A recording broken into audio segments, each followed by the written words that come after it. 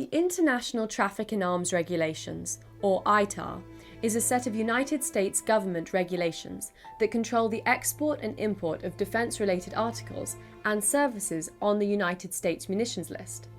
Often, space-related technologies fall under this. We wonder, would this be true of technology for a lunar greenhouse?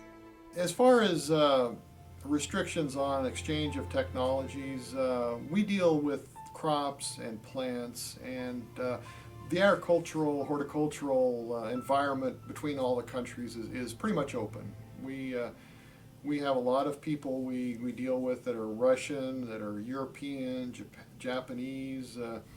There's no problem there. But as far as what our cultural diets dictate in space, that might be more of a problem.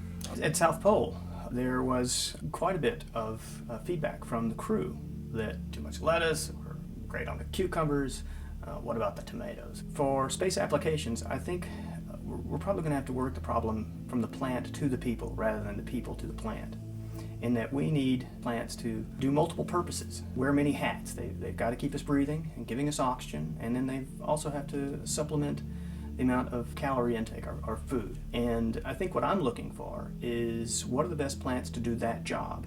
And secondary, I ask, okay, well, how popular will these plants be among the crew after they've done their job of keeping the crew breathing air? Then, is this tasty? And is it something that would satisfy an international crew of astronauts? And, my feeling is that going to the moon as an astronaut, global as that idea is, I think those people are going to be, at some level, willing to eat what's ever put in front of them, because it means they get to go on a journey that's extraordinary. As an example, if an astronaut had to eat mealyworms, because it's far more efficient to grow mealyworms than it is cattle on the moon, I think it would be hard to swallow, but they'd get it down, and whether it's mealyworms or cow, it'll keep you just as alive.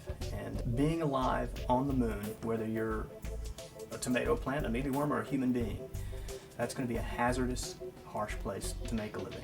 So, bon appetit. Food is extremely important as far as your morale and stuff. You spend most of your day, you get up in the morning, you wonder what's for breakfast, and then you spend most of the time before lunch wondering what's for lunch, and then before dinner, what's for dinner.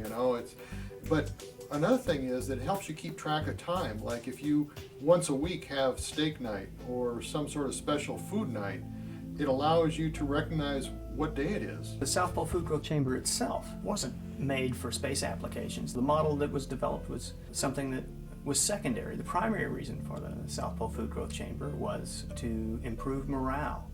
And it improves morale in giving the crew that are stuck down there over the austral winter, 8 months of isolation. They now have fresh vegetables at their meals. When I was there, we had a fresh salad for both lunch and dinner every day.